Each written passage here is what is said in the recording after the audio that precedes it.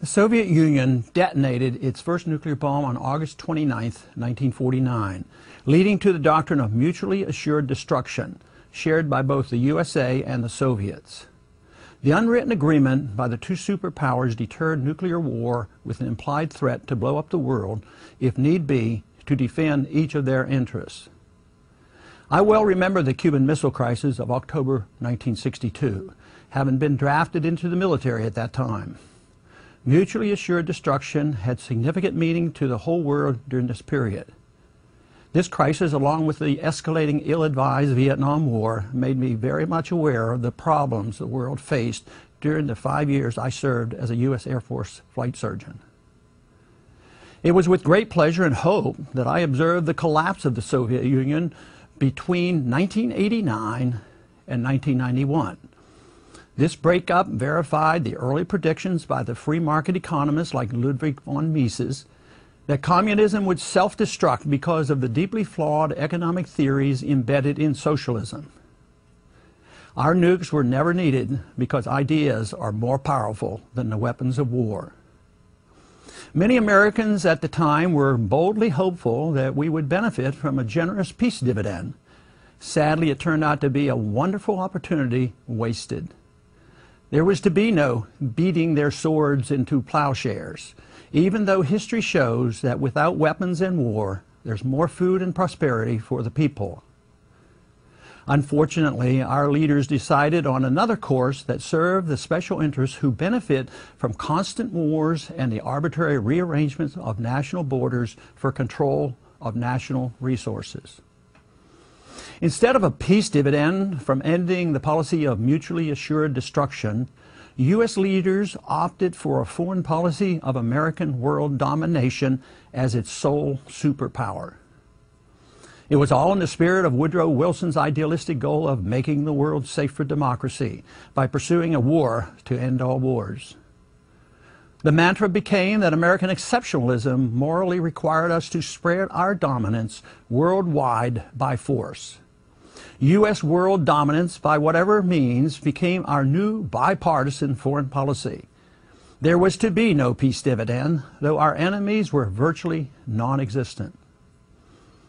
In many ways, America had been exceptional, but in an opposite manner from the neocon-driven foreign policy of the last 20 years.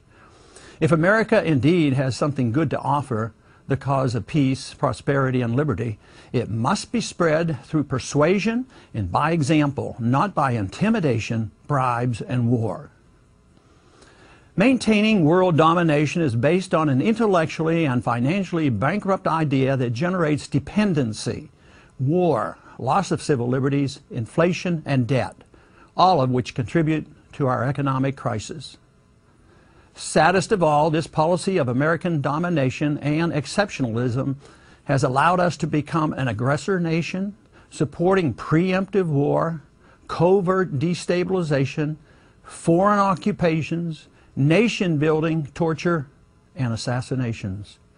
This policy has generated hatred toward Americans and provides the incentive for almost all of the suicides attacks against us and our allies. To continue to believe the fiction that the militants hate us for our freedoms and wealth may even result in more attacks against us, that is, unless our national bankruptcy brings us to our knees and forces us to bring our troops home. Expanding our foreign military intervention overseas as a cure for the attacks against us tragically only guarantees even more attacks.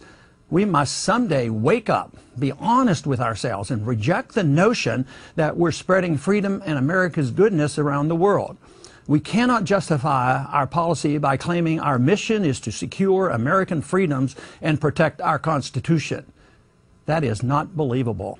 This policy is doomed to fail on all fronts. The policy of mutually assured destruction has been gone now for 20 years, and that is good. The policy of American domination of the world as nation builder in chief and policeman of the world has failed and must be abandoned. If not as a moral imperative, then certainly out of economic necessity. My humble suggestion is to replace it with a policy of mutually assured respect. This requires no money and no weapons industry or other special interests demanding huge war profits or other advantages.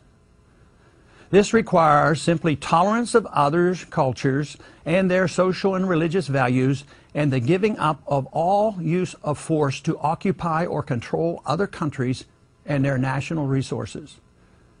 Many who disagree choose to grossly distort the basic principles shared by the world's great religions: the Golden Rule, the Ten Commandments, and the cause of peace.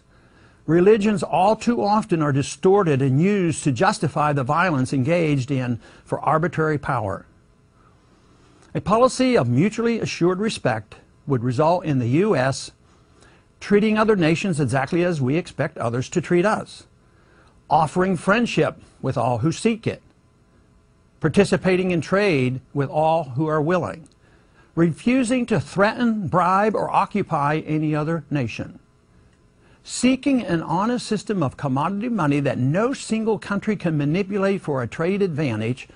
Without this, currency manipulation becomes a tool of protectionism and prompts a retaliation with tariffs and various regulations. This policy, when it persists, is dangerous and frequently leads to real wars. Mutually assured respect offers a policy of respect, trade, friendship, and rejects threats, sanctions, and occupations. This is the only practical way to promote peace, harmony, and economic well-being to the maximum number of people in the world. Mutually assured respect may not be perfect, but far better than mutually assured destruction or unilateral American dominance.